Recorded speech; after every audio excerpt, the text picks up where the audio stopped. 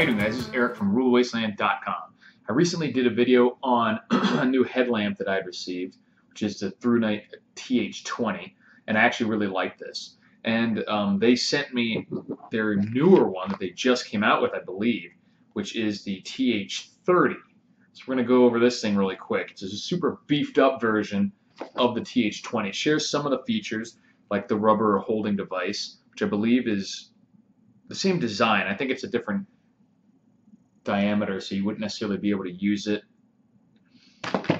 But here's the design of the TH20, and this can use normal batteries.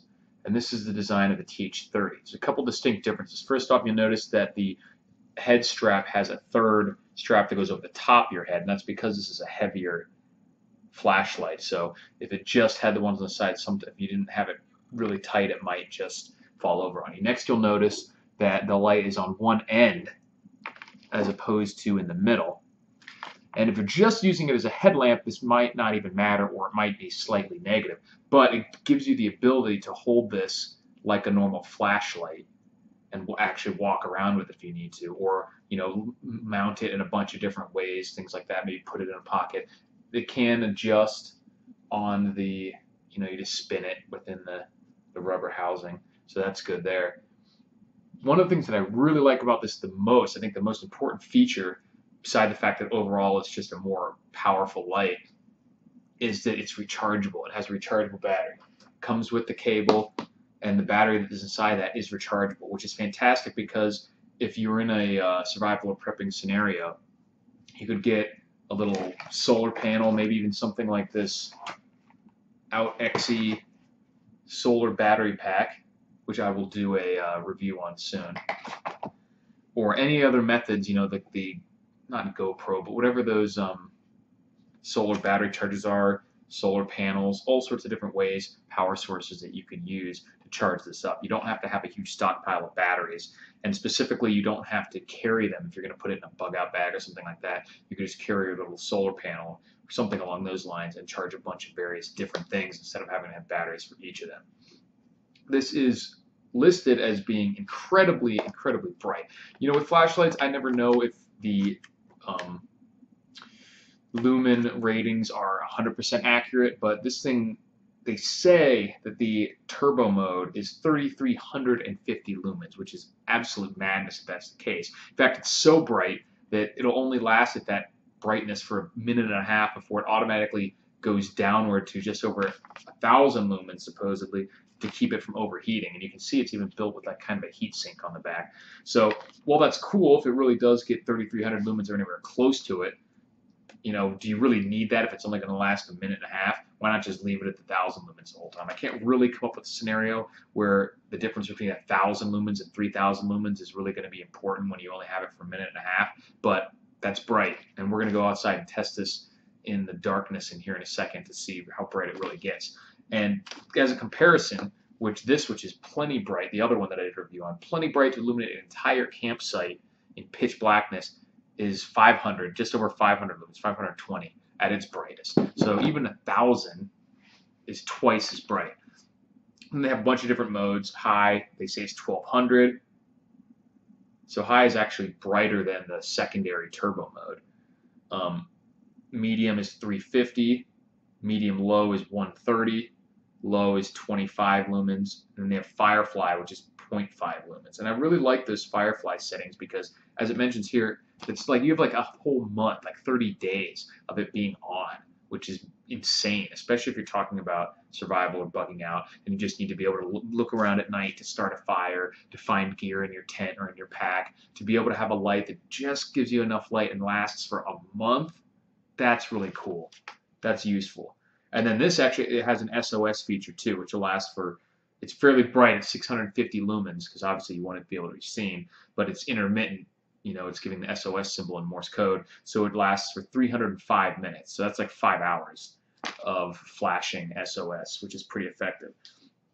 The fact that the light is on one end of the stick as opposed to the middle, like most headlamps, you can hold it more like a regular flashlight. So the disadvantages are that it's more expensive than the smaller one, but it is a higher output and obviously has the recharge capability and things like that. The advantages are the increased brightness, the rechargeability, the different headlamp style, and the more ease of using it as a regular flashlight as opposed to this. Without the strap, there isn't even really an effective way to hold this or most other headlamps that really makes sense. You kind of would have, I mean, certainly could still use it, but not nearly as easily as this. And there's not really any other way to mount this other than just flat like that. So I do like that rechargeability. That's a huge factor for me. That makes this really useful. And the insane brightness is always great. So let's go outside and see how this thing works in the dark. So I think this is the Firefly mode. As you can see, we got a Mr. Mongo. What's up, buddy? See what else we got. Hold it down. That's the probably low. As you can see, that lights up the backyard just fine. Let's go next up. It's probably medium. And that's plenty big enough for an entire campsite. You ready for the next one, buddy?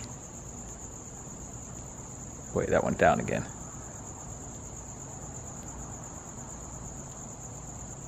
There we go. Ready for the next up?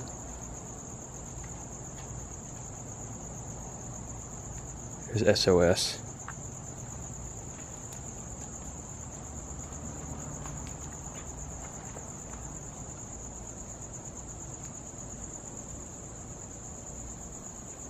And if this is the highest, that's definitely not 3000. I'm not sure if there's something special I have to do to get to the high zone. I'll have to read about it. But that is definitely bright. Lights up the whole backyard. But I would say that's not even 1000 lumens. So maybe this is the 500 and I just don't know how to access the... Alright, so what I did wrong is apparently you're supposed to double click from any mode to get to turbo. So let's see what we got here. Ooh, that is pretty bright. I don't know if it's 3000, but that is impressively bright. If you couldn't see the sky, you might think it's daytime out here. And it's not a totally focused beam, which I like. So let's just go to the next one.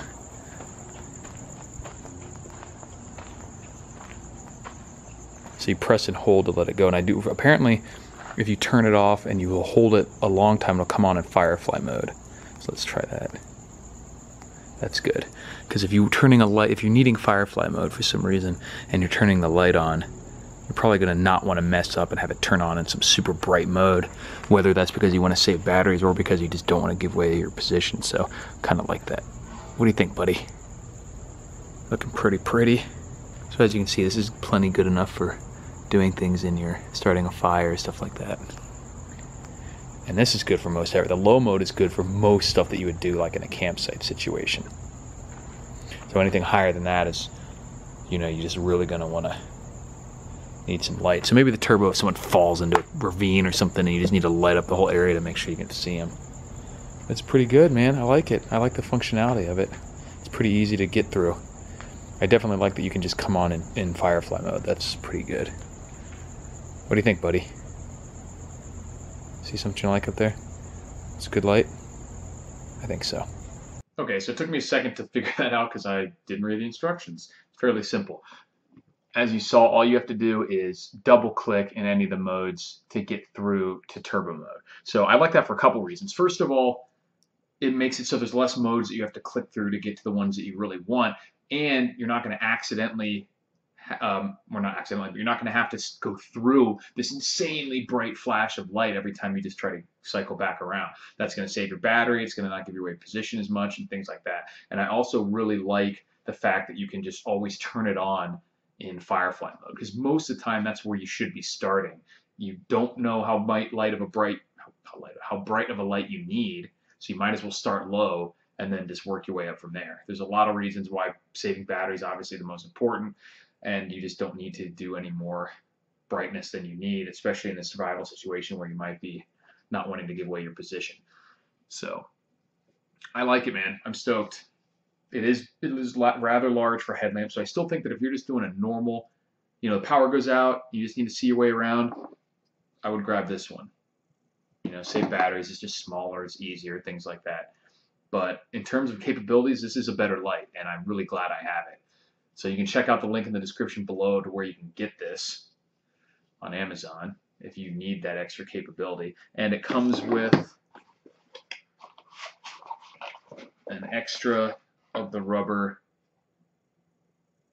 Honestly, you could probably, I wish they had an extra one on both sides so that you could almost maybe even use it on a molly mounting with the light vertical, which you might be able to do with just these straps through there. Like put it there, that'd be something to mess with. So you can mount it like on your chest or something and have a pretty good light.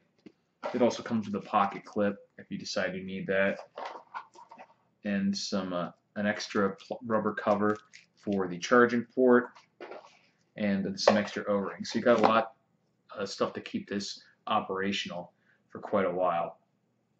And I like definitely like the increased capabilities of this light. 30 days in Firefly mode is a long ass time, and that is some pretty bright turbo mode, as you can see. Basically lit up the backyard like it was daytime out there. So if you ever need that kind of capability, you have it. Not sure how often you would, but it's there, and I like that it's just kind of hidden. You don't have to keep cycling through it. Check them out, guys. Let me know what you think. If you have any lights, like what's your go-to light beyond a headlamp? If you have something next level but in between a headlamp and just a big powerful flashlight. I like that this kind of bridges that gap to where you can still use it as a headlamp, things like that because of the shape. Whereas if you have a super high-speed flashlight, you're just stuck using it like a normal flashlight. I mean, you could try to rig up some sort of head holding device or something like that, but most of them are not really designed just by their shape, their function, all that stuff, their size to be used as headlamps, whereas this you can use as both. So that's one of the big advantages. So let me know what you guys think in the comments, and you can check the link there to get this light for yourself. So thanks for watching, and I'll talk to you later.